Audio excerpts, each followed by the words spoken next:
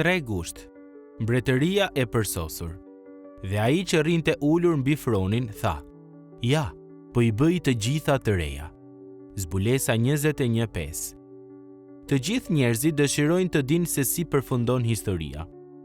Libri i Zbulesës na jep mundësinë për të shkuar drejt në faqen e fundit, që të mund të ecim drejt fundit të historisë me besim, siguri dhe gëzim edhe më të madh. Shkrimi tregohet shumë i qartë se e gjithë historia po shkon drejt një synimi përfundimtar. Kjo është një çështje shumë domethënëse. Perëndia i ka krijuar burrat dhe gratë që të dinë se ka diçka pas vdekjes. Në të vërtetë, ai ka vendosur përjetësi në zemrat tona. Predikuesi 3:11. Çdo fe dhe botkuptim përpiqet ta kuptojë historinë. Për shembull, hinduizmi mëson se realiteti në të cilin e gjejmë veten nuk po shkon drejt një destinacioni, por, në fakt, po përsëritet në cikle, pra që historia është ciklike. Naturalizmi ateist argumenton se historia nuk ka as model, as qëllim dhe as synim. Historia është thjesht rrëfenja e atomeve që riorganizohen, po kështu jemi edhe ne. Megjithatë, të krishterët e dallojnë që Bibla e tregon historinë si diçka lineare. Ka pasur një pikë fillimi, do të ketë një pikë fundi dhe ka një qëllim në drejtimin e saj. Jeta, vdekja, ringjallja dhe kthimi i Krishtit janë tema qendrore e gjithë historisë. Prandaj e gjithë historia e njerëzimit duhet të shikohet brenda këtij kuadri. Jezusi do të kthehet. Ai do ta përmbush planin e përjetshëm të shpëtimit të Perëndisë dhe do të sjellë mbretërinë e tij të përsosur. Ai do t'i bëjë të gjitha gjërat të reja dhe të përsosura.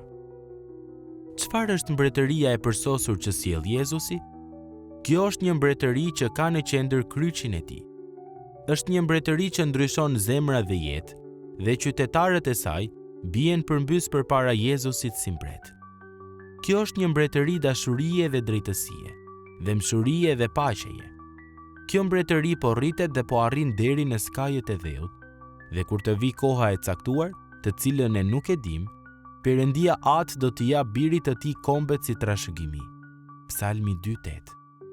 Madje edhe tani, Perëndia po e përmbush planin e tij sovran dhe misterin e vullnetit të tij.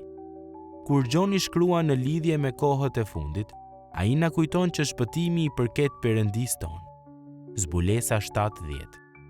Nëse shpëtimi do t'i përkiste dikujt tjetër, ose nëse do të ishte lënë në duart e fatit, plani i Perëndisë mund të mos përmbushej. Mirë po ai është autori i historisë dhe sundimtari i së ardhmes. Qëllimi i tij është ta shpëtojë popullin e tij dhe ai do ta bëjë këtë. Një ditë do ta dëgjojmë atë të thotë: "U bën." 21:6.